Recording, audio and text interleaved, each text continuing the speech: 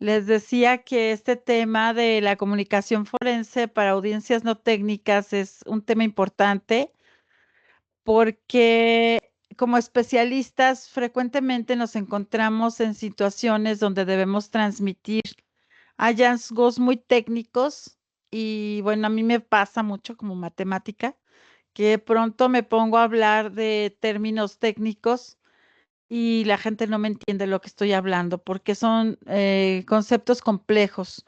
Y como tenemos normalmente que explicar este tipo de hallazgos a directivos, abogados, jueces o a personal sin formación técnica especializada, pues no saben de lo que hablamos. Entonces, esta competencia de la comunicación es importante porque nuestros análisis, por más precisos que sean, pues carecen de valor si no podemos comunicarlos de forma efectiva a quienes toman las decisiones. Entonces, la imagen que ustedes observan representa precisamente este desafío, un profesional presentando datos técnicos en un entorno corporativo moderno.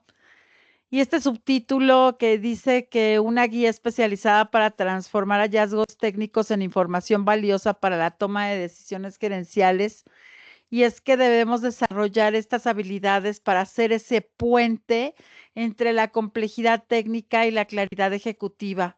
Entonces, nuestra agenda para este módulo implica establecer ciertos aspectos. Aquí tenemos, son 5 componentes. El primero son los fundamentos de la comunicación forense. Vamos a comenzar estableciendo las bases teóricas sobre cómo adaptar nuestro lenguaje técnico a distintas audiencias. Analizaremos estas diferencias fundamentales entre la comunicación técnica y la comunicación ejecutiva, identificando las necesidades específicas de cada tipo de audiencia. Segundo, la estructuración de informes gerenciales. Aquí vamos a aprender esos elementos clave que todo informe dirigido a la alta dirección debe contener. Nos debemos enfocar en cómo presentar la información de forma que facilite para ellos la toma de decisiones rápidas y fundamentadas. El tercer punto son las técnicas de comunicación efectiva. Debemos revisar estrategias probadas para traducir conceptos técnicos complejos en lenguaje comprensible sin perder precisión.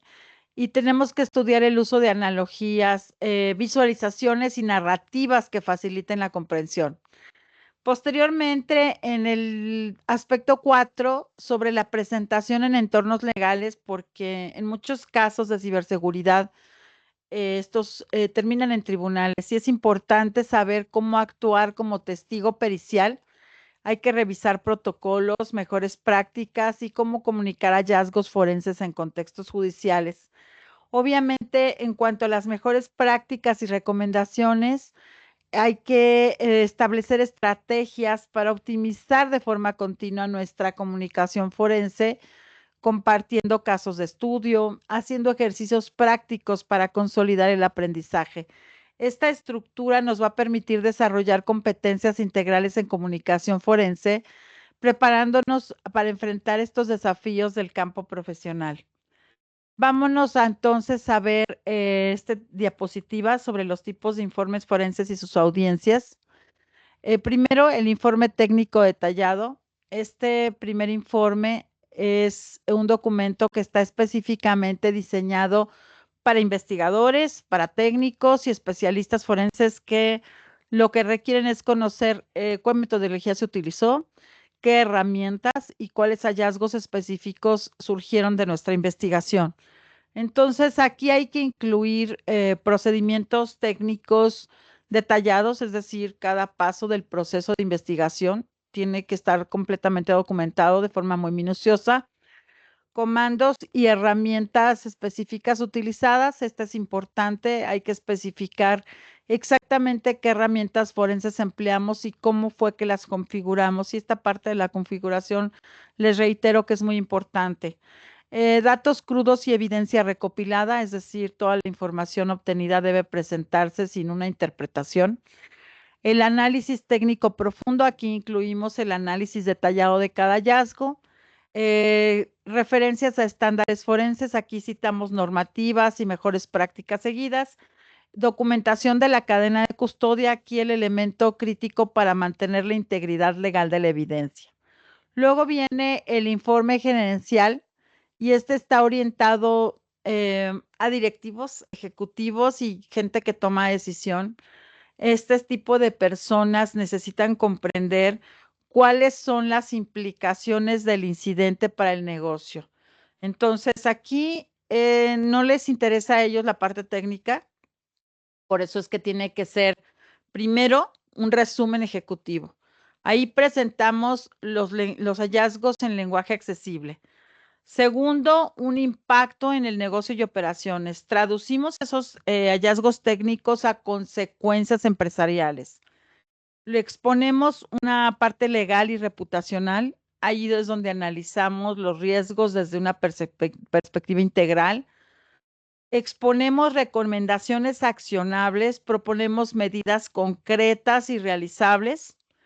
Exponemos también costos asociados y recursos necesarios, cuantificamos la inversión requerida y proveemos un plan de mitigación y prevención. Establecemos una hoja de ruta clara para evitar futuros incidentes. Entonces, si se dan cuenta, la diferencia entre estos dos tipos de informes es fundamental para comunicar efectivamente los hallazgos que se obtuvieron durante la investigación.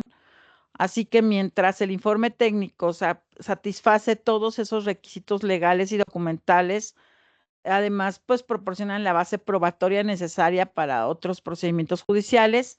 El informe gerencial, por su parte, facilita esa toma de decisiones estratégicas al traducir la complejidad técnica en términos de impacto empresarial, ¿correcto? Entonces, vámonos a la siguiente diapositiva para hablar sobre el valor del informe gerencial. Aquí el primer valor fundamental del informe gerencial radica en su capacidad de traducir hallazgos complejos en información comprensible y accionable, como nosotros tenemos que reconocer que estos ejecutivos no quieren conocer eh, qué tipo de disco duro era o qué artefacto, no. Ellos quieren saber qué alcance tuvo, qué sistemas fueron comprometidos y durante cuánto tiempo. ¿Cuál es la gravedad de la situación traducida en términos de impacto operacional? ¿Cuáles fueron las vulnerabilidades explotadas, explicadas de manera que se entienda el riesgo sin tecnicismos? Esta traducción hace que la dirección de la empresa, de la organización, comprenda rápidamente la gravedad del incidente sin necesidad de interpretar datos técnicos complejos. Esto facilita una respuesta organizacional coherente y oportuna. Segundo, facilitación de la toma de decisiones. Y esto es importante porque ellos, como alta dirección, necesitan información específica para asignar recursos, ¿no? Determinar presupuestos para remediación, implementar cambios en políticas de seguridad con base en lecciones aprendidas, evaluar respuestas corporativas para decidir sobre comunicaciones externas o sobre notificaciones regulatorias, analizar costos y beneficios, así que ellos tienen que establecer una comparación de las medidas propuestas contra el riesgo potencial. Este informe tiene que incluir análisis cuantitativos, es decir, tiene que incluir cantidades que les permitan a los ejecutivos evaluar de forma muy objetiva las opciones disponibles y sus implicaciones financieras. Ahora, con respecto a la gestión de riesgos y cumplimiento, este es un tercer valor fundamental porque ellos tienen que entender cuáles son esas implicaciones legales y regulatorias. Esto incluye presentarles obligaciones de notificación, es decir, tienen que informarles qué entidades regulatorias deben ser informadas, regulatorias, perdón, deben ser, ¿alguien está queriendo entrar? No, ¿verdad? Ah, sí, perdón. ¿Qué entidades tienen que ser informadas y en qué plazos? También hay que decirles qué riesgos potenciales de litigio tienen. Hay que evaluar los riesgos posibles de demandas o sanciones, por ejemplo, en exfiltración de datos. ¿Qué impacto van a tener en su reputación corporativa? Es decir, hay que presentarles un análisis del daño potencial a la imagen de la empresa y qué requisitos de cumplimiento, es decir, identificar normativas que se violaron y pasos para la remediación. Entonces, vean que esta información es importante para que una organización pueda gestionar de forma proactiva los riesgos legales y reputacionales asociados al incidente. Luego viene la documentación para la junta directiva y es que este informe sirve como documentación formal para demostrar la diligencia debida ante la junta directiva y accionistas, presentando que la gerencia actuó de forma responsable ante reguladores y auditores, demostrando cumplimiento con obligaciones de supervisión, procesos legales futuros, estableciendo un registro formal de las acciones tomadas. Entonces, así como dice el texto en la diapositiva, los ejecutivos de nivel superior necesitan comprender con claridad lo sucedido para poder ejercer su responsabilidad de supervisión y dirección estratégica. Es decir, que un informe gerencial que está bien estructurado comunica lo que ocurrió, pero además contextualiza el incidente dentro del marco más amplio de los objetivos empresariales y la gestión de riesgos organizacionales. Esta capacidad de conectar los hallazgos técnicos con la estrategia empresarial es lo que convierte a un especialista en un verdadero asesor estratégico para una organización. Ahora, hay ciertos elementos esenciales a considerar. El primero, que ya les había yo dicho, es el resumen ejecutivo y este constituye un elemento muy importante del informe. Tiene que presentar una síntesis concisa del incidente, los hallazgos clave y las implicaciones inmediatas para el negocio. Este apartado no debe exceder una página y debe ser muy comprensible sin conocimientos técnicos previos. Aquí vamos a condensar varios aspectos importantes. El primero de ellos es la naturaleza del incidente en términos empresariales, el impacto cuantificado en la operación, las acciones inmediatas requeridas y el estado actual de la situación. Son 4 elementos. Bien, luego tenemos del lado derecho el contexto del incidente. Bien, en esta sección lo que vamos a decir es una descripción clara de lo ocurrido, respondiendo las preguntas fundamentales. ¿Qué, cuándo se detectó? ¿Qué sucedió? ¿Cuándo se detectó? ¿Qué sistemas fueron afectados? ¿Y cuál fue el posible origen? Y es importante explicar todo en términos de negocio, evitando la jerga técnica que pueda llegar a confundir a la audiencia ejecutiva. Luego viene en el punto 3 el impacto organizacional y este apartado, vamos a decir que es como un apartado de traducción donde presentamos los hallazgos técnicos en consecuencias empresariales tangibles. Es decir, allí hay que abordar 5 elementos. Principalmente es el impacto operacional, es decir, interrupción de servicios, pérdida de productividad, ¿no? Impacto de datos es el segundo. Por ejemplo, cuál fue la información comprometida, pérdida de confidencialidad, etcétera, ¿no? El tercero es el impacto financiero, es decir, costos directos e indirectos del incidente. El siguiente es impacto reputacional, es decir, daño potencial a la imagen corporativa. El siguiente es con respecto a cuantificación de pérdidas, es decir, cuando sea posible expresar en términos monetarios que ustedes conozcan. Bueno, esos son los 5 elementos. Ahora, luego vienen las implicaciones legales y regulatorias, que es el cuarto elemento. Esta sección aborda la exposición legal de la organización. Aquí hay que incluir 5 elementos fundamentales. ¿Cuáles son las posibles sanciones regulatorias y su magnitud? El primero. Segundo, requisitos de notificación a las autoridades competentes. Tercero, obligaciones con clientes y socios comerciales afectados. Cuarto, consideraciones de cumplimiento normativo específicas del sector. Y quinto, plazos legales que deben de cumplirse.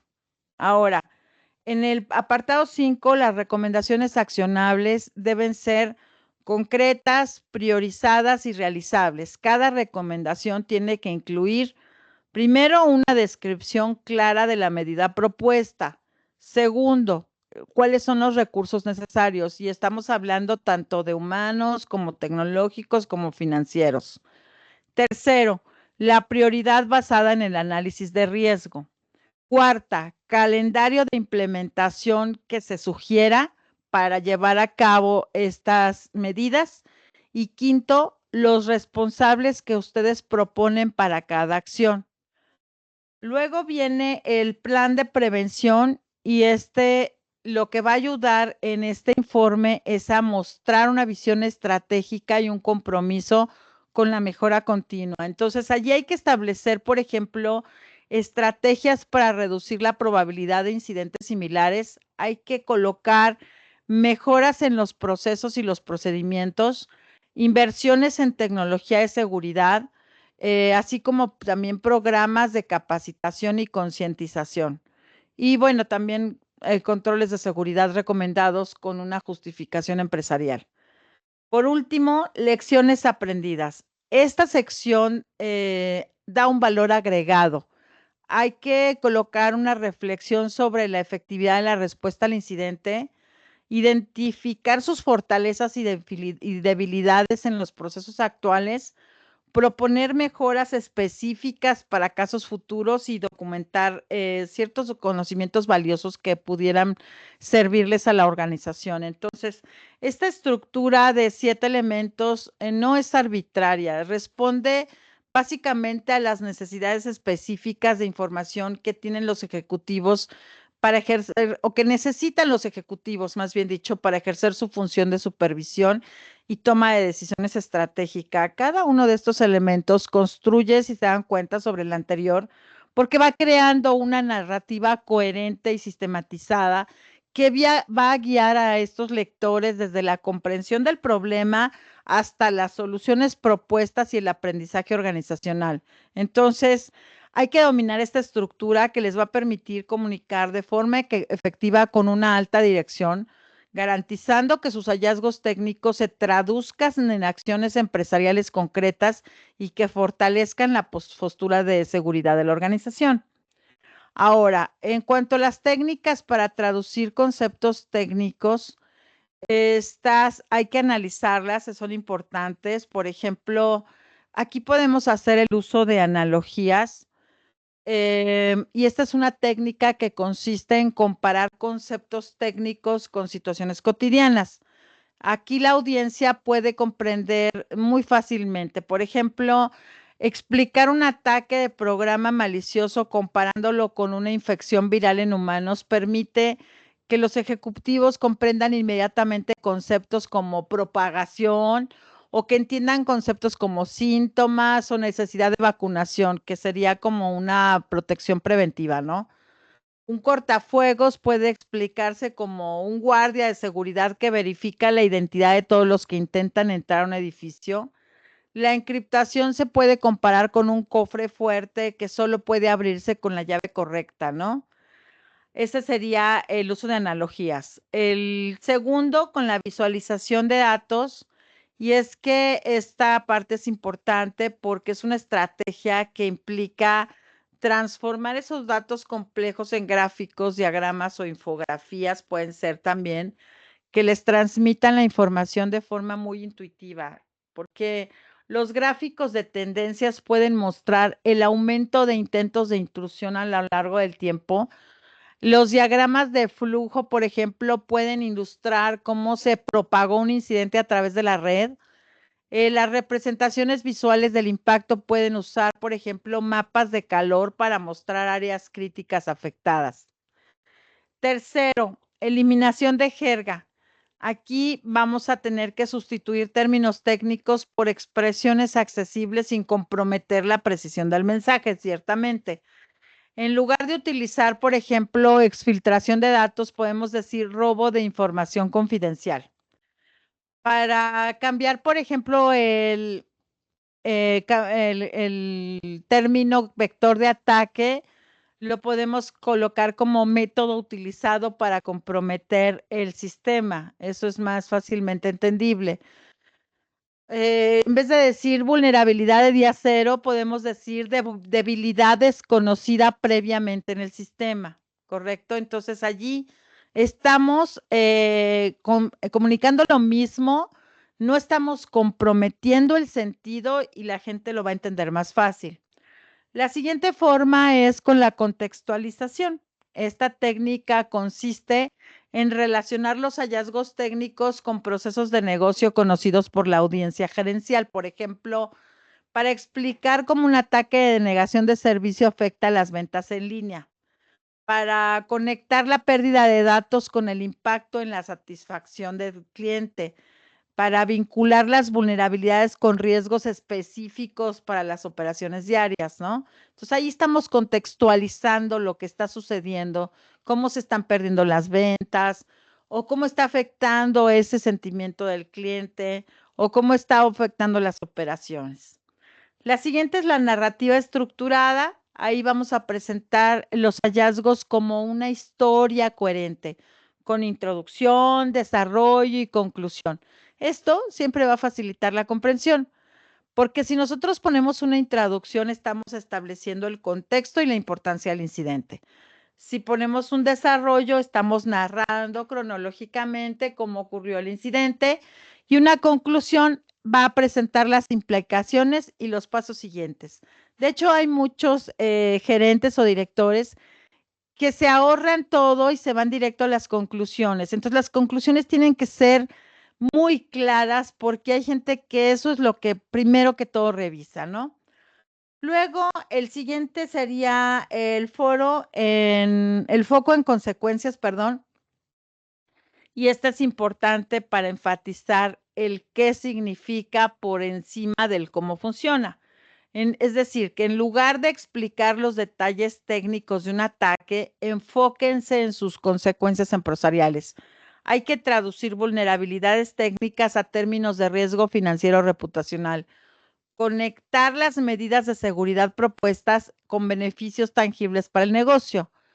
Entonces, como se menciona en el texto de la diapositiva, la habilidad de traducir conceptos técnicos complejos al lenguaje comprensible para audiencias no especializadas, como dice ahí, es quizás la competencia más valiosa de un investigador forense cuando comunica con la alta dirección. Bien, esta traducción debe preservar la precisión técnica mientras se expresa en términos de que resuene con las prioridades y el vocabulario de los ejecutivos.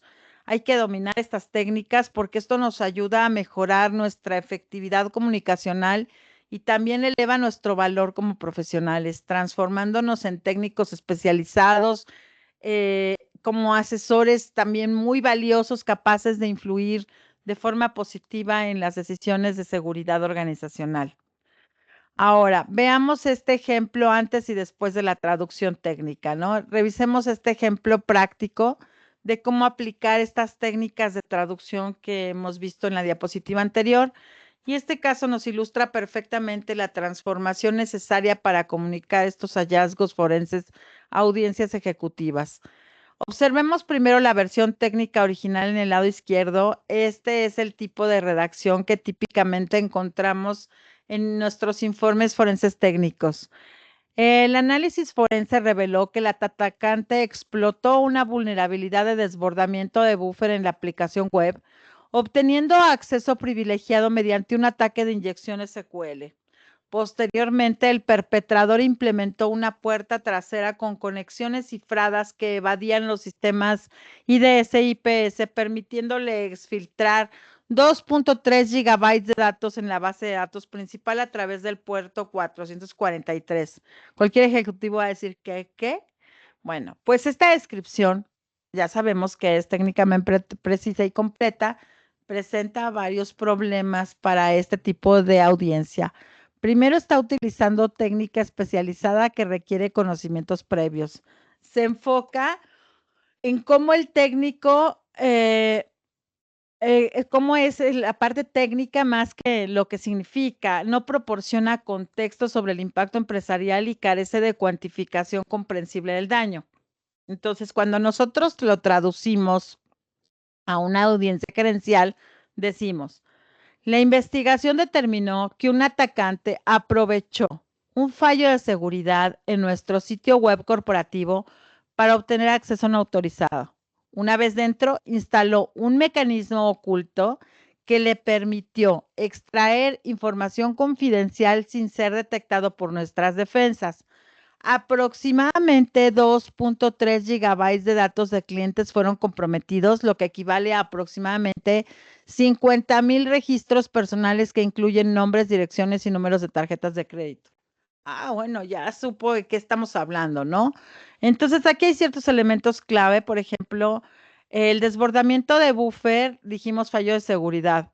Inyección SQL, bueno, se omite ahí el método, ¿no?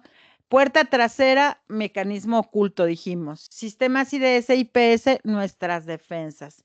Entonces, allí hicimos toda esa eliminación de términos técnicos y lo sustituimos con un lenguaje accesible, es decir, que en vez de decir explotó una vulnerabilidad, dijimos aprovechó un fallo. En vez de decir acceso privilegiado, dijimos acceso no autorizado. En vez de exfiltrar, dijimos extraer información. Y ahí hicimos también una contextualización significativa, es decir, que dijimos 2.3 gigabytes se traduce a 50,000 registros personales. Especificamos también el tipo de información comprometida y mencionamos el impacto directo en los clientes. Entonces, para hacer un enfoque en el impacto empresarial, enfatizamos que fueron datos de clientes, mencionamos información sensible como números de tarjetas de crédito y cuantificamos en términos comprensibles, que es decir, los números de registro.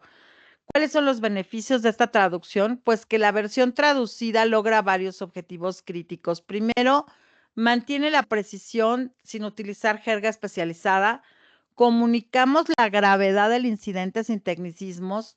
Le proporcionamos contexto sobre qué tipo de información fue afectada y facilitamos la evaluación del riesgo reputacional y legal por parte de la gerencia, ¿no?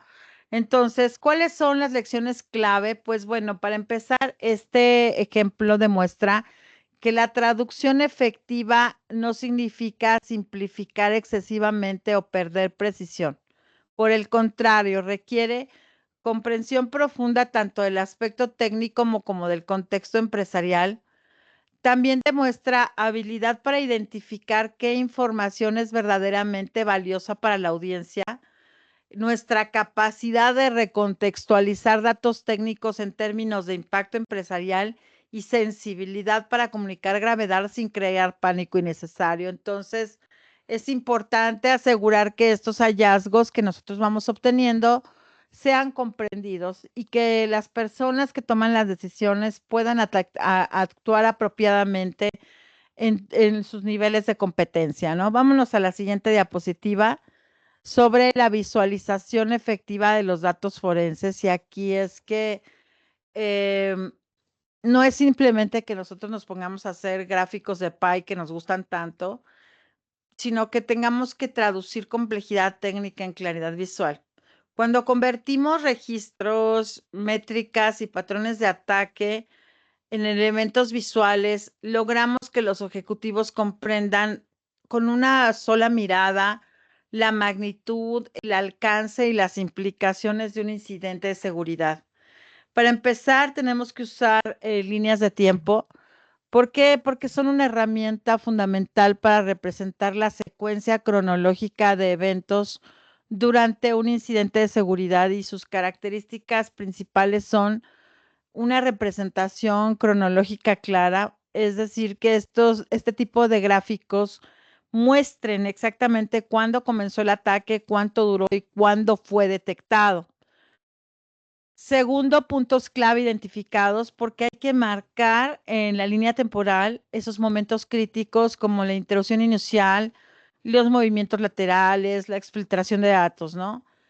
Hay que mostrar también una visualización de la progresión para que puedan observar cómo el atacante fue escalando privilegios o expandiendo su alcance.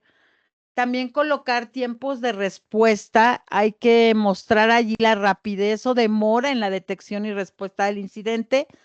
Digamos que estas líneas temporales son importantes para que una gerencia pueda comprender la ventana de exposición y evalúe la efectividad de los controles de detección existentes.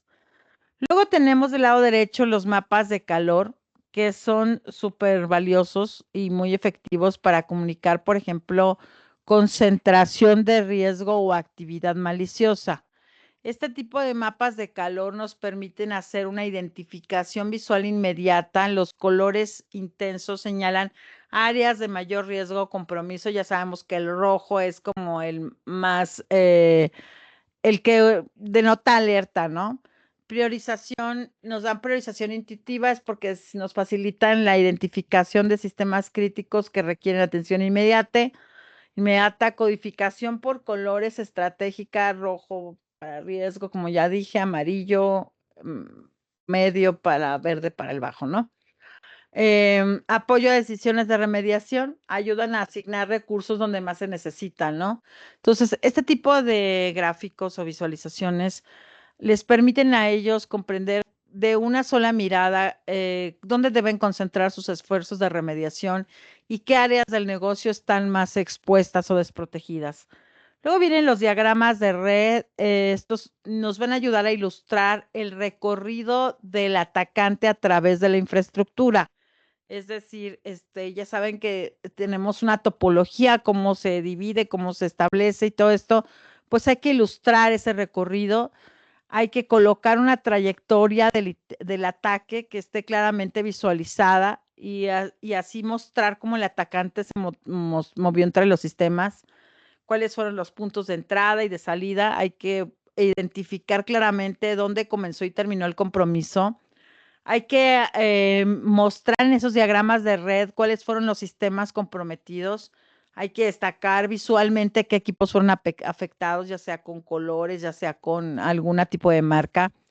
Qué datos fueron accedidos, indica qué repositorios de información fueron comprometidos. Así que estos diagramas transforman esos logs técnicos complejos en una narrativa visual que cualquier ejecutivo puede comprender con mucha facilidad.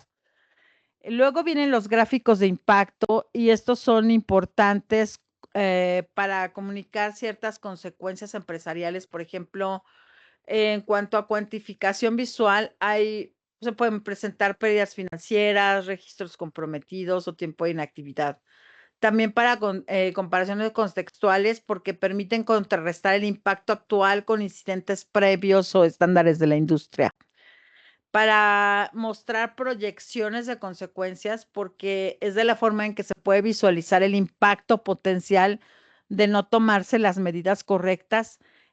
También nos permiten mostrar métricas críticas del negocio, es decir, que podemos con este tipo de diagramas traducir datos técnicos en indicadores empresariales comprensibles. Ahora, hay ciertas mejores prácticas para la visualización forense, y es que nosotros, para poder maximizar estas herramientas y darles una mejor vida, hay que darles primero simplicidad, ¿sí? Evitar sobrecargar las visualizaciones con información innecesaria. Hay que tener consistencia en el diseño, usar esquemas de colores y símbolos coherentes para no confundir a la gente. Hay que darle un contexto empresarial, siempre relacionar los datos visualizados con impactos directamente en el negocio. Y nuestra narrativa visual hay que cuidarla, porque estas visualizaciones tienen que contar una historia coherente. Ahora, como señala acertadamente el texto de la diapositiva, estas herramientas visuales permiten que los ejecutivos capten rápidamente la magnitud del incidente, las áreas afectadas y las implicaciones para el negocio, sin necesidad de comprender los detalles técnicos subyacentes. Ahora, es que la visualización efectiva de datos forenses va a mejorar la comunicación, va a transformar datos complejos en inteligencia accionable y va a impulsar decisiones informadas y oportunas. Entonces, hay que dominar estas técnicas de visualización, y esto les va a permitir les va a servir como esos traductores entre el mundo técnico y la estrategia empresarial. Vámonos a la siguiente diapositiva sobre el rol del perito informático en los entornos judiciales y este tema es importante porque como dice allí en la diapositiva, presentar hallazgos forenses en un tribunal requiere habilidades de comunicación especializadas que van más allá de las necesarias para que los informes gerenciales, ¿no? Un perito tiene que saber lograr un equilibrio delicado entre traducir esos conceptos técnicos complejos a jueces, abogados, jurados sin información tecnológica y esto es algo muy común, no tienen idea. Entonces, hay que mantenernos en ese rigor científico y con una precisión técnica que exige el proceso judicial. Y hay muchos desafíos en este entorno, ¿verdad? Primero, la formalidad procesal, porque este entorno, este tipo de entorno judicial, opera mediante protocolos estrictos y lenguaje legal específico que debemos dominar. Hay que conocer los procedimientos de presentación de evidencia. Cada país y a veces en cada jurisdicción es diferente. Hay que comprender la terminología legal, pues más importante. Hay que respetar las formalidades del tribunal. Hay que seguir los protocolos de juramento y declaración. Lo segundo, después de la formalidad procesal, el otro desafío es la presión del contrainterrogatorio. Hay que mantener la compostura y precisión bajo cuestionamiento adversarial. Prepararnos para preguntas, por ejemplo, hostiles o confusas.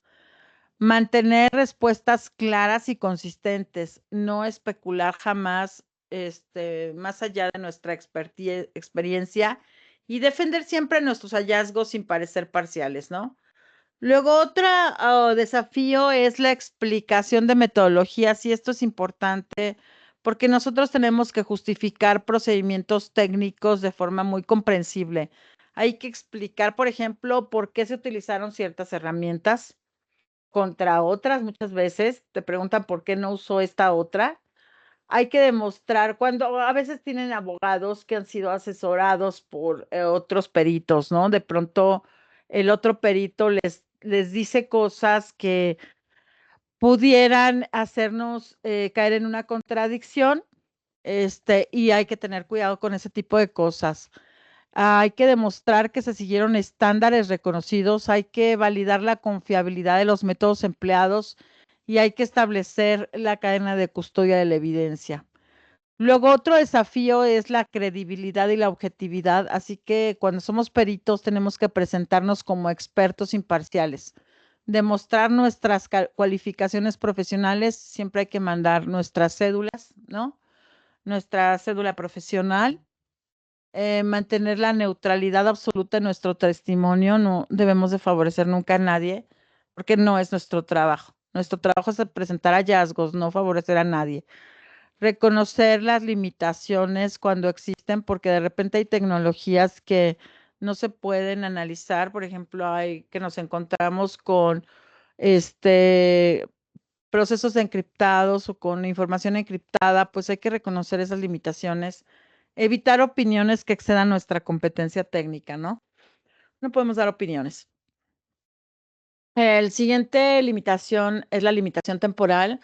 Porque el tribunal impone restricciones de tiempo que requieren comunicación eficiente, hay que sintetizar información compleja muy rápidamente, hay que saber priorizar los puntos más relevantes, responder concisamente sin omitir detalles críticos y gestionar el tiempo durante el testimonio directo. Luego, otro desafío es la diversidad de la audiencia. Entonces, a veces en tiempo real, o sea, ahí mismo hay que adaptar explicaciones para diferentes niveles de comprensión. Los jueces, pues normalmente tienen conocimiento legal, pero cero técnico. Los abogados, que necesitan entender para interrogarnos, ¿no? Entonces, a veces saben, a veces no, la mayor parte no. Hay jurados sin formación legal ni técnica, desafortunadamente, y posibles expertos de la parte contraria que pudieran querernos hacer caer en alguna contradicción. Entonces, como dice la imagen, los peritos informáticos deben prepararse exhaustivamente para explicar procedimientos técnicos complejos de manera accesible, manteniendo la precisión científica y la credibilidad profesional ante el tribunal. Entonces, esta preparación obviamente Incluye dominio técnico absoluto, conocer cada detalle del caso y los procedimientos utilizados. Si ustedes son los que van a presentarse y compartieron el trabajo con otros peritos, pues también tienen que estar muy familiarizados con todo lo que hicieron los demás. Establecer una práctica de comunicación, hay que ensayar con el abogado explicaciones claras de conceptos complejos, hay que anticiparse a las preguntas. Normalmente los abogados te preparan, te hacen cuestionamientos duros. A mí me ha tocado que me preparen para, audiencias y ellos también te preparan para posibles respuestas en ciertos cuestionamientos, ¿no? Hay que tener toda la documentación súper impecable, tener toda la evidencia organizada y accesible. Hay que tener un conocimiento legal básico y esto es importante. Cada país tiene su propio regulaciones, su propia forma en que se maneja la cadena de custodia. Hay que comprender estos aspectos también del caso. Y el testimonio de nosotros cuando somos peritos puede ser determinante en el resultado de un caso judicial. Entonces, nuestra capacidad para comunicar de forma efectiva puede llegar a influir en la comprensión del tribunal sobre la evidencia digital, darle credibilidad a los hallazgos. Es que muchas veces las decisiones judiciales se basan en la evidencia técnica y el establecimiento de precedentes legales en casos tecnológicos, ¿no? Entonces, es una competencia profesional que hay que adquirir y aquí esto puede hacer una diferencia entre la justicia y la impunidad por falta de comprensión técnica, ¿no? Vámonos a las estrategias para testificar como perito informático. Hay que hacer una preparación exhaustiva y esto constituye la base de un testimonio pericial exitoso.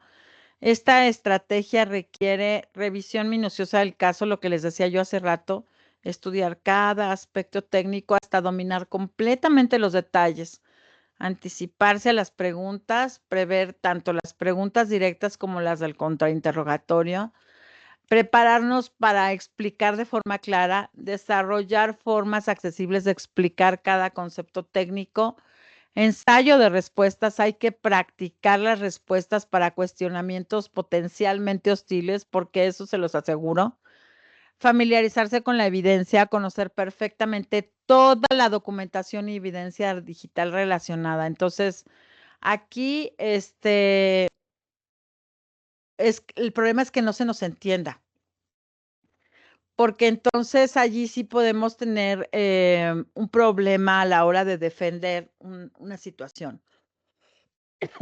Perdón, luego viene la simplificación estratégica y esto no significa reducir la complejidad técnica, sino traducirla de forma efectiva. Como ya dijimos hace rato, son valiosas las analogías cotidianas, por ejemplo, comparar procesos técnicos con situaciones familiares para el tribunal, poner ejemplos relevantes, seleccionar casos que ilustren claramente los conceptos, eliminar jerga innecesaria, es decir, sustituir términos técnicos por expresiones pues más comprensibles. Adaptación al nivel de audiencia significa ajustar el lenguaje según las reacciones observadas. Así que esta técnica es importante porque permite que los jueces y los jurados comprendan la evidencia sin información técnica previa. Luego viene el apoyo visual efectivo. Aquí vamos a hacer uso de diagramas explicativos, de gráficos temporales para mostrar la secuencia, demostraciones visuales cuando nos permitan mostrarlas, ciertos procesos o materiales preparados para asegurar que toda la visualización sea clara, ¿no? Estos tienen que simplificar la comprensión sin sacrificar la precisión técnica. En cuanto a equilibrio y objetividad, hay que mantener una postura imparcial. Hay que hablar siempre con base en afirmaciones exclusivamente de hechos. Hay que admitir abiertamente cuando algo excede nuestra experiencia. Hay que evitar afirmaciones absolutas, usar lenguaje preciso que refleje el grado de certeza técnica. Resistir las presiones, no ceder ante intentos de hacernos afirmar más de lo demostrado. La objetividad refuerza nuestra credibilidad y demuestra profesionalismo ante el tribunal. Luego, en cuanto a claridad en la metodología, perdón, ya me moví, perdón, ahí está, claridad en la metodología. Y es que aquí hay que explicar la metodología con claridad, porque esto da la validez científica de nuestros hallazgos. Por ejemplo, allí hablamos de procedimientos, de escribir paso a paso cómo se realizó la investigación, cómo nos adherimos a los estándares, enfatizamos el cumplimiento con protocolos forenses reconocidos, detallamos cómo se preservó la integridad de la evidencia a través de la cadena de custodia. Dijimos una justificación técnica porque explicamos por qué cada decisión en la metodología fue la apropiada y esta transparencia metodológica es importante para que el tribunal confíe en nuestros hallazgos. El control emocional, eso es muy importante también y es muy importante durante el testimonio. De pronto, hay abogados muy agresivos y y suelen buscar una reacción de nerviosismo, porque puede ser nuestro primer caso, porque el caso es complicado, o porque a lo mejor estamos en medio de un caso donde hay gente muy conflictiva, ¿no? Entonces hay que mantener la calma, responder con serenidad ante cuestionamientos agresivos y por eso es importante que nuestro abogado nos entrene bien y nos mantenga constantemente respondiendo las preguntas, porque así, si hacemos toda esa práctica, vamos a poder llegar con calma. Hay que ser muy profesionales, evitar reacciones defensivas o confrontacionales, ¿sí? Van a buscar provocarnos, siempre. Entonces hay que mantenernos ecuánimes. De pronto hay gente que nos avienta comentarios groseros o nos quiere enfrentar para ver cómo reaccionamos y nosotros tenemos que respirar, tomarlo con calma y si tenemos que tomarnos tiempo para reformular nuestra respuesta, tómenselo. O pueden volver a preguntar, ¿me puede repetir la pregunta? Y esto hace que uno también se calme, porque cuando la gente tiene que reformular la pregunta, ya no suele ser tan agresiva como la primera vez, porque tiene que pensar cómo explicar, ¿sí? Aplicar técnicas de respiración y concentración. Digamos que todas estas estrategias pues no van a funcionar de forma aislada, tenemos que integrarlas coherentemente durante todo el testimonio. Hay que prepararnos de forma exhaustiva porque esta es la base. La simplificación estratégica hace accesible este conocimiento, el apoyo visual lo refuerza, el equilibrio mantiene nuestra credibilidad, la claridad metodológica valida nuestros hallazgos y el control emocional asegura una presentación profesional consistente, porque si estamos calmados y tranquilos, somos creíbles. Si estamos estresados y nerviosos, podemos dar a entender que no estamos seguros de lo que estamos hablando. Entonces hay que dominar estas estrategias porque esto les va a servir eh, para asegurar que la evidencia digital sea comprendida y valorada apropiadamente en búsqueda de la justicia. Vámonos a ver una estructura de un informe forense efectivo. Y es que aquí también tiene que haber un resumen ejecutivo, que es siempre el más importante porque debe sintetizar de forma concisa los hallazgos más importantes, el impacto para la organización y hay ciertas recomendaciones clave como ser comprensible para lectores sin conocimientos técnicos, proporcionar una visión general completa del caso en no más de una página, destacar las implicaciones empresariales más significativas, incluir acciones recomendadas, establecer el tono para el resto del documento, ¿no? Entonces, eh, como señala la literatura especializada, existe una realidad en nuestro campo, no se nos entiende. por lo que este resumen ejecutivo tiene que servir como un puente de comunicación efectiva. Luego establecer, el segundo punto es la introducción y los antecedentes. Hay que colocar en esta parte una contextualización temporal, es decir, cuándo y cómo se descubrió el incidente. Hay que hablar sobre los sistemas afectados, qué infraestructura fue comprometida. Hay que hablar sobre el alcance inicial estimado, es decir, una primera evaluación del impacto. Hay que poner un marco de referencia, es por qué se inició en ese marco de referencia, es por qué se inició la investigación. Hay que hablar sobre los objetivos de la investigación, qué es lo que se busca determinar. Esta sección, digamos, que establece el marco narrativo que va a guiar a los lectores a través del resto del informe, ¿no? Luego viene explicar la metodología y esta aquí es una versión simplificada que debe describir los procedimientos seguidos en lenguaje accesible. ¿Cuáles son los estándares utilizados? ¿No? Sin profundizar en detalles técnicos. Las herramientas, una mención general sin especificaciones. Fases de la investigación, la descripción secuencial del proceso, la validación de hallazgos es cómo se verificó la información.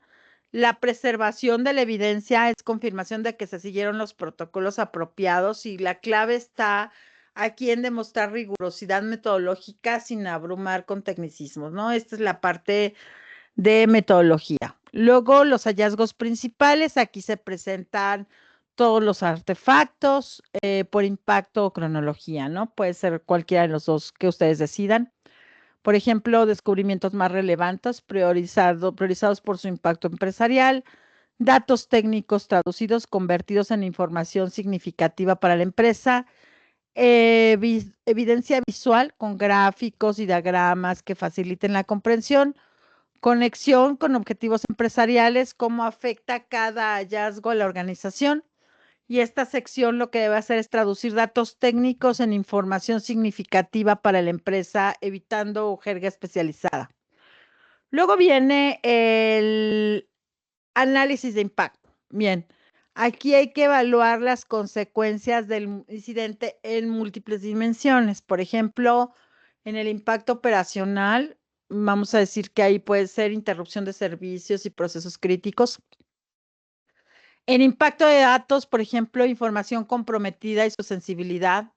En cumplimiento normativo, regulaciones violadas y posibles sanciones. En exposición legal, ahí son riesgos de litigios y responsabilidades. En daño reputacional puede ser allí el impacto potencial en la imagen corporativa. Estimaciones cuantitativas, ahí podemos hablar de pérdidas financieras proyectadas cuando sea posible establecerlas.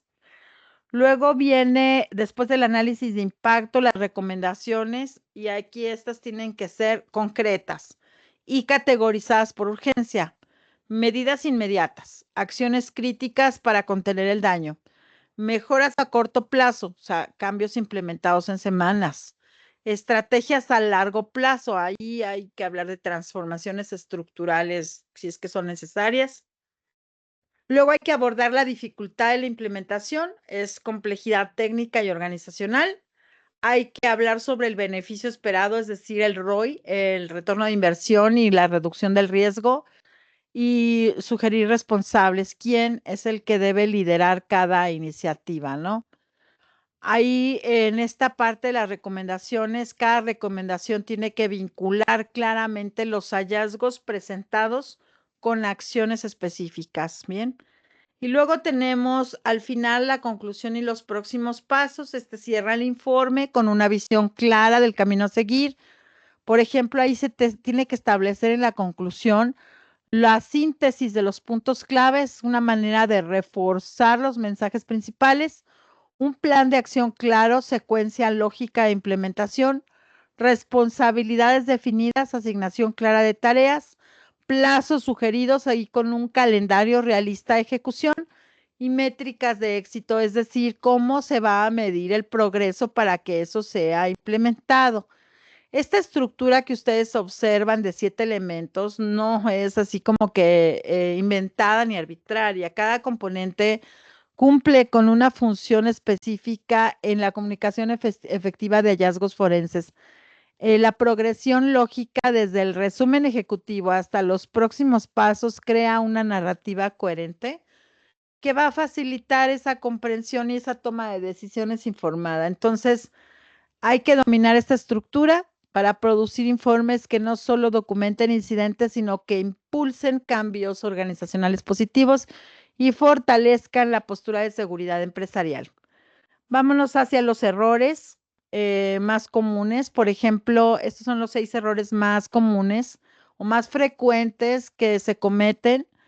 Primero, la sobrecarga de información técnica, y ese es el primer error y quizá el más común, y es abrumar a la audiencia no técnica con detalles excesivamente especializados. Este error se manifiesta cuando incluimos terminología compleja sin traducción o explicación, cuando estamos detallando metodologías forenses exhaustivamente cuando no es necesario, cuando proporcionamos explicaciones demasiado profundas sobre herramientas y procedimientos, o cuando de plano perdemos de vista el objetivo principal, que es comunicar el impacto empresarial.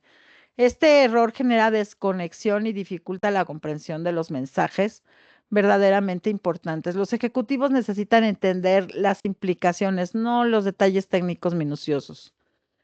El segundo error es la falta de contextualización, y es que aquí es por no explicar su significado para el negocio o sus implicaciones prácticas.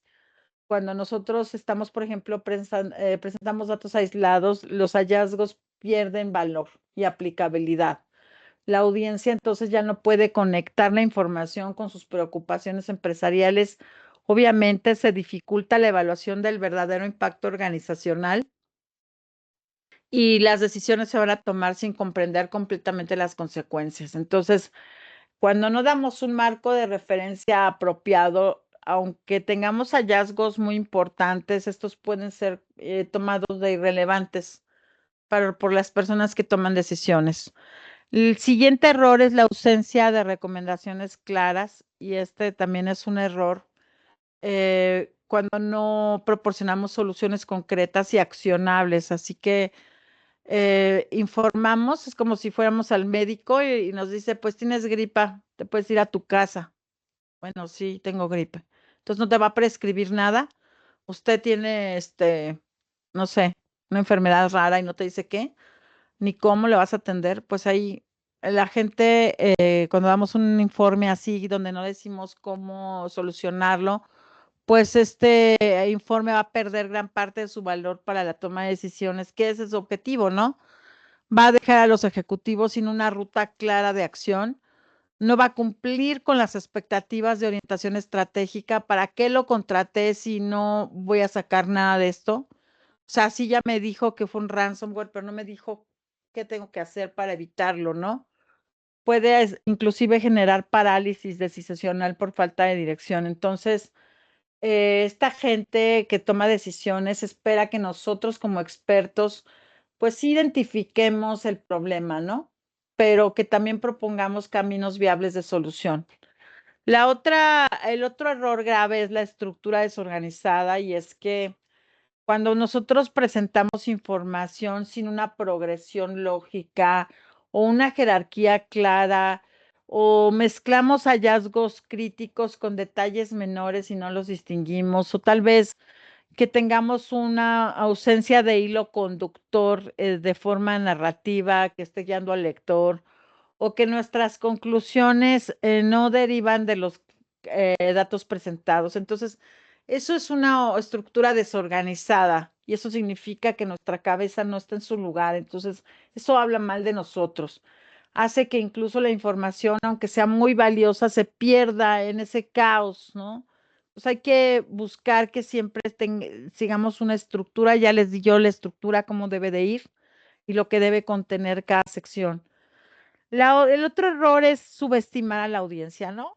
Y este es cuando simplificamos de forma excesiva o adoptamos un tono condescendiente, ¿no? Entonces, ay, pobres, no entiende, vamos a decirles ahí, ¿no? Y entonces tendemos a eliminar información importante por considerarla demasiado compleja, o tratamos a los ejecutivos con condescendencia intelectual. No, nunca hay que hacer eso.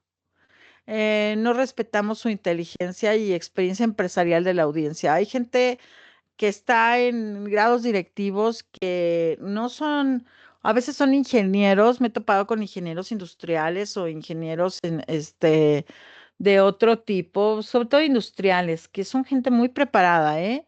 No, no se crean que no y que no saben de nuestra área. Hay gente que lee mucho y que hay cosas que inclusive saben más que nosotros. Entonces, o sea, no hay que tratar a la gente con esa condescendencia. Hay que crear un equilibrio, ¿no? Donde demos una comunicación efectiva, pero no pensemos que la gente no sabe. Hay mucha gente que no sabe, pero no toda la gente. Y hay que agarrar ese justo medio. Es un balance que respete la inteligencia de la audiencia mientras facilita su comprensión técnica, ¿no? El otro error es el foco en procesos en lugar de resultados, ¿no? Es decir, que es dedicar demasiado espacio a explicar cómo se realizó la investigación en lugar de centrarse en lo que se descubrió y su significado empresarial, en las implicaciones concretas para la organización, en acciones necesarias con base en hallazgos y el valor agregado de la investigación, qué es lo que aporta al negocio, ¿no? Entonces, estos tipos de personas están más interesados en resultados y sus implicaciones que en todos nuestros detalles metodológicos, ¿no? Luego, el impacto acumulativo de estos errores, o sea, ya cuando no están aislados, sino que además se combinan y esto se amplifica, ¿no? Entonces, obviamente, esto va a crear barreras comunicacionales significativas cuando cometemos múltiples de estos errores. Y entonces, ¿qué va a pasar? Pues que nuestra credibilidad profesional se va a ver comprometida. Nuestros hallazgos críticos pueden ser ignorados o malinterpretados cuando seguimos siendo ambiguos, por ejemplo, que nuestras decisiones se toman con información incompleta o mal comprendida, y entonces va a permanecer una percepción de que los profesionales en ciberseguridad son inaccesibles, ¿no? Hay ciertas estrategias de prevención para evitar estos errores y es que debemos revisar de forma constante nuestros informes desde la perspectiva de la audiencia. Hay que dárselo a leer a alguien más para que nos haga una revisión, inclusive tanto gramatical, ortográfica, como de comprensión y que la gente sí entienda. No siempre hay que hacer esa revisión por pares, solicitar esa retroalimentación para ver que nuestras comunicaciones están siendo claras, practicar, sintetizar sin perder precisión. Podemos hacernos ayuda de la inteligencia artificial. Yo muchas veces hago eso, que redacto el informe y le digo a la inteligencia artificial, a ver, revísame esto, revísame la coherencia, la ortografía. De pronto dice cosas que, ¿no? Pero bueno, ya también tenemos la lógica de decidir lo que sí y lo que no está correcto de lo que te está diciendo, ¿no? Pero sí te ayuda muchas veces a darte cuenta que a lo mejor no estabas utilizando bien la forma de comunicarlo y te da ciertas ideas, ¿no? Entonces, hay que ser capaces de traducir complejidad técnica en inteligencia empresarial que sea accionable. Y esa es la palabra clave, accionable. Entonces, no sé si hasta aquí tengan alguna duda o algo más que quieran comentar para poderlos dejar ir a continuar con sus labores.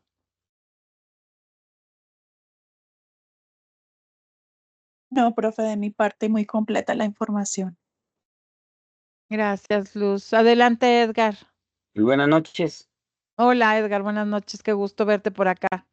Muy bien, con algunas dificultades que tengo yo porque soy una persona de una rama muy técnica, entonces mi lenguaje y mis contextos se me hace muy complicado traducirlos en los trabajos en un lenguaje más sencillo, más práctico, por un lado. Y el segundo, que me he encontrado en los informes, es que nos carecen de más información. Por ejemplo, que yo hago el análisis, pero quiero dar el resultado y no puedo dar detalles del hallazgo, ¿sí?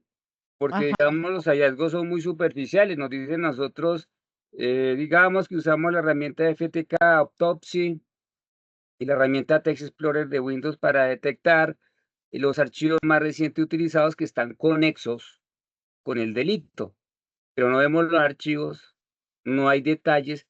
Entonces, parece que entramos en un tema hipotético, de tal forma pues que a uno le toca como decir, bueno, entonces coloquémosle aquí esto para que podamos complementar la estructura del informe técnico. Estamos hablando del módulo 6.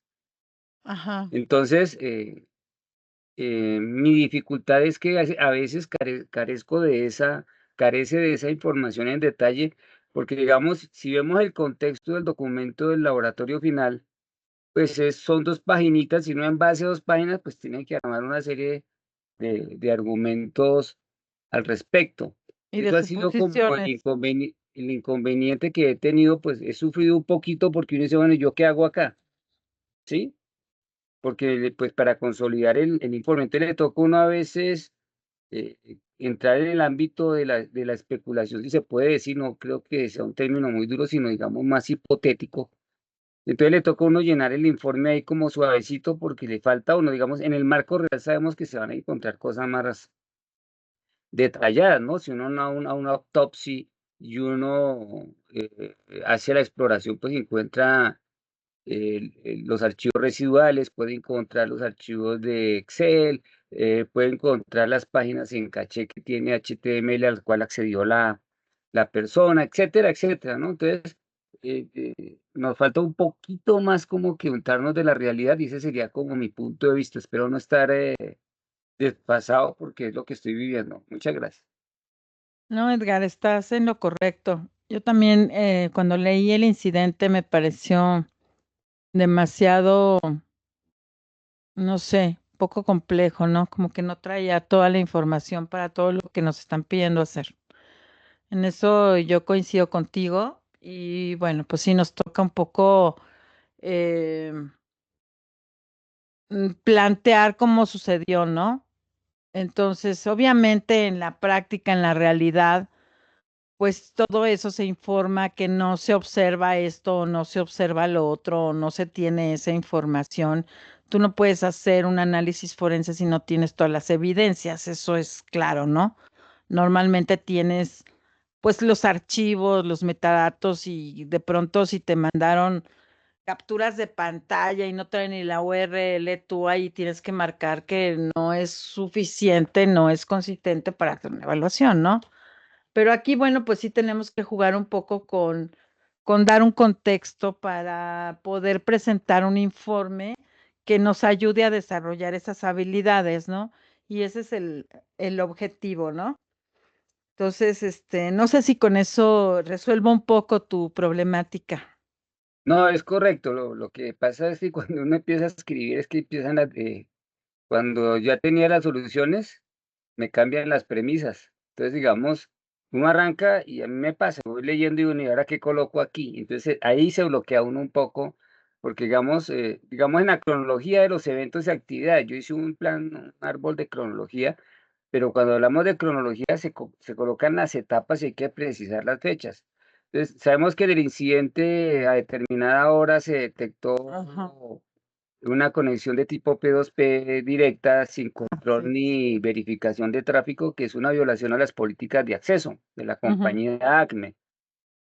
Pero uno dice, no, y entonces semanas atrás se detectó que hubo un acceso indebido a horas no adecuadas a la base de datos. Entonces uno dice, bueno, y cuando hablamos de semana atrás, pues tendría uno que precisar más o menos, decir una fecha correlacionada, ¿no? Digamos, porque en un log de base de datos pues lo encuentra uno, ¿no? Dice en la auditoría grafinada de la base de datos, en los logs, el usuario tal entró a tal hora a hacer una transacción de tipo DDL, Data Definition Language Insert a Daily Link, sobre estos objetos. Entonces uno dice, ah, mira, aquí este tipo entró a la base y ya es una prueba más consistente y fehaciente, pues para asegurar el informe como tal.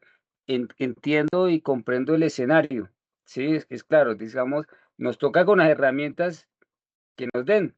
Como decía Ah. una vez mi abuelo, antes de fallecer, me decía que cuando era uno mal empleado le echaba culpa a la herramienta, ¿no? Entonces estamos Sí, como diciendo, mire, que es que nos falta, sí, pero digamos para que nos tenga un poco de condescendencia en las evaluaciones de los proyectos y los trabajos, no te porque preocupes. eso me da a mí, pues, una margen. Entiendo que esto nos da es cómo va a ser nuestro papel y entender la generalidad del tema, ¿sí? Porque nosotros Claro. no vamos a ser analistas forenses, por lo menos manejar desde el punto de vista estructural y gerencial Exacto. un análisis forense para decir, no, vea, debe tener, digamos, los componentes a investigar, debe tener cuáles fueron los hallazgos, cómo fue el tipo y el método científico para el análisis, qué resultados dieron que son relevantes para este estudio, cuáles son los controles, cuáles son las contramedidas, cuáles son las recomendaciones y por último las conclusiones, etcétera, etcétera. Eso es importante porque nos encaja a mirar cómo nosotros seríamos el intermediario entre la gerencia, la alta dirección y los investigadores forenses. Hasta ahí yo entiendo que sería como el papel que nosotros deberíamos desempeñar y que es muy importante saber poder interpretar, comprender, interpretar un informe técnico forense. Muchas Así gracias. es. No, gracias a ti, Edgar. Muchas gracias. ¿Alguien más? ¿Algún comentario?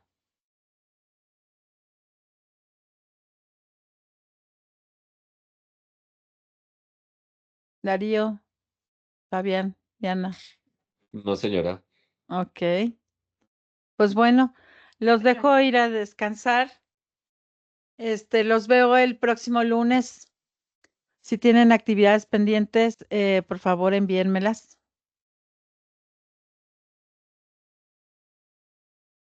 Vale, Muchas profesor. gracias por compartir Muchas gracias. este escenario. Muchas gracias. Gracias a ustedes. Buenas noches. Cuídense. Buenas noches. Feliz día. Noche, gracias. Bye. Feliz semana.